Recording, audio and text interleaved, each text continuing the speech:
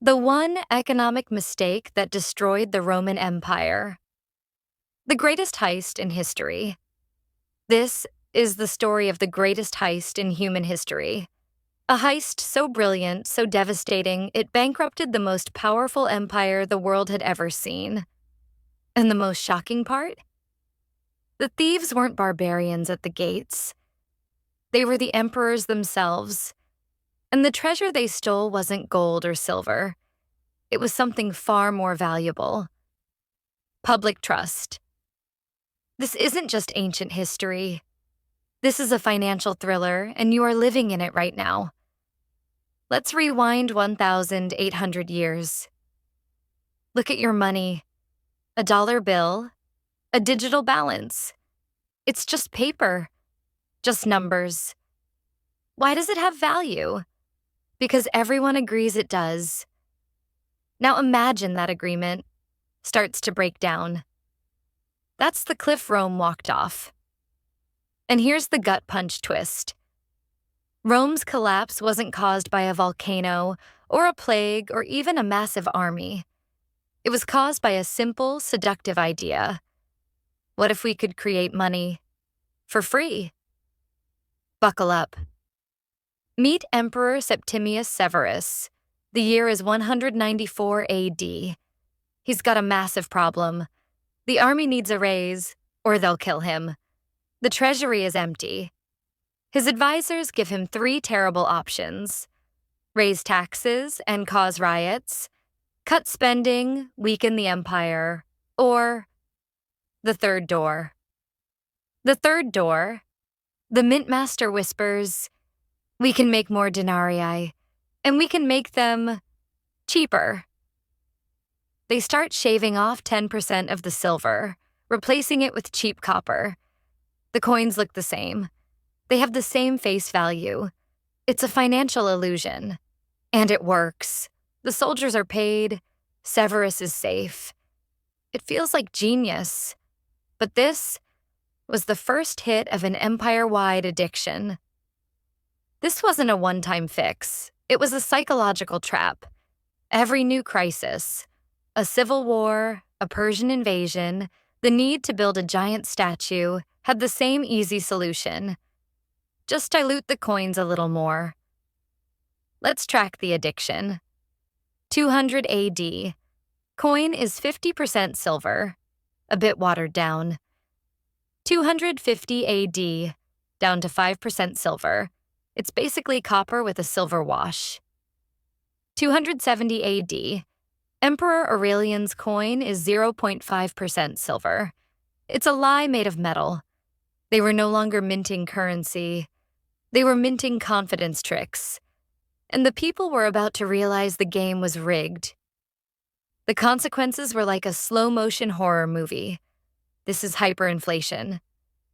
The price of a loaf of bread.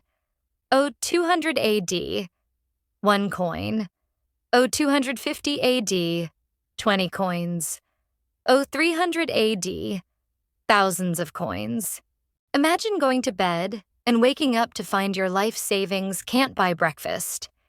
The empire created a zombie currency, dead but still walking around, poisoning every transaction. People got creative and desperate. They started hoarding the old good coins, Gresham's law in action. They resorted to barter. "I'll fix your roof for 3 chickens and a bag of wheat." The complex Roman economy was reverting to the Stone Age, one transaction at a time. Here's where we get the second major twist. The money crisis triggered a social fission. When the center couldn't pay, the periphery stopped listening. In Gaul, a breakaway state called the Gallic Empire formed, minting its own, slightly more trustworthy, coins. In the East, the Palmyrene Empire did the same. Rome wasn't being invaded from the outside yet. It was shattering from the inside. The trust that bound the provinces to Rome was gone. The single, unified economic zone, Rome's greatest achievement, was now a fractured mess of competing currencies and warlords. Enter Diocletian, the ultimate fixer.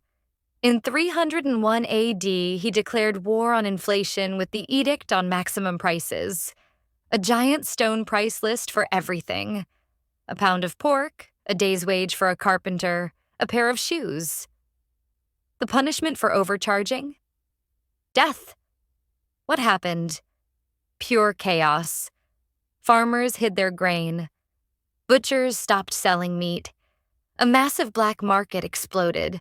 The law of supply and demand couldn't be chained to a stone tablet. The edict failed spectacularly, proving the government had less power than the shadow economy it created. Next, Constantine tried a reboot. He introduced the solidus, a new pure gold coin. Was it a success? Yes, and no. It created a two-tier society. Tier 1, the elite, paid in stable gold solidi. Their wealth was protected. Tier 2, everyone else, stuck with the worthless bronze follies. Their lives were a daily inflation hell. Constantine didn't save the Roman economy. He just built a lifeboat for the rich and let the rest of the ship sink. The social contract was now a receipt for betrayal. Forget the dramatic fall of Rome, you know. The real end wasn't loud. It was a quiet apocalypse. The small farmer gave up. Taxes demanded in worthless coins. He just walked off his land. The merchant closed his shop. No stable money, no trade. The soldier on the frontier deserted. Why guard a border for pay that can't feed your family? When the Visigoths sacked Rome in 410 AD, they weren't conquering a vibrant city. They were looting a ghost town whose spirit had died decades earlier from financial starvation. The empire didn't fall. It evaporated. Now look around. Hear the echoes? 2008 financial crisis. The response? Quantitative easing, QE. Central banks created trillions of dollars of new digital money to save the system. It was necessary, but it was the same psychological lever, creating money to solve a crisis. COVID-19 pandemic, historic stimulus, checks printed, balances digitally inflated. We are not debasing coins. We are debasement 2.0. The mechanism is more sophisticated: digital entries, bond purchases. But the core temptation is identical: the belief that wealth can be created by manipulating the symbol of value, currency, not the source of value. Productivity, innovation, trust.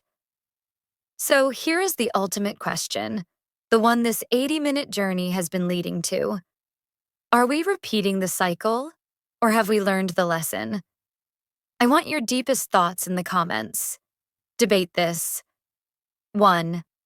The optimist's view.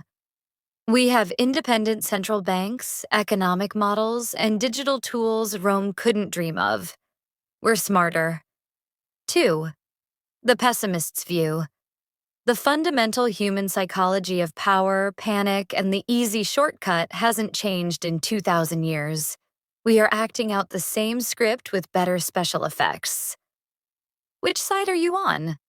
Let's get the most intelligent debate on YouTube started. If you want to dive deeper into these terrifying and thrilling cycles, hit subscribe. Next week's story is even darker. We explore how the Bank of England's creation led directly to the South Sea bubble. The crash that destroyed Newton's fortune and proved genius is no match for a financial mania. See you then.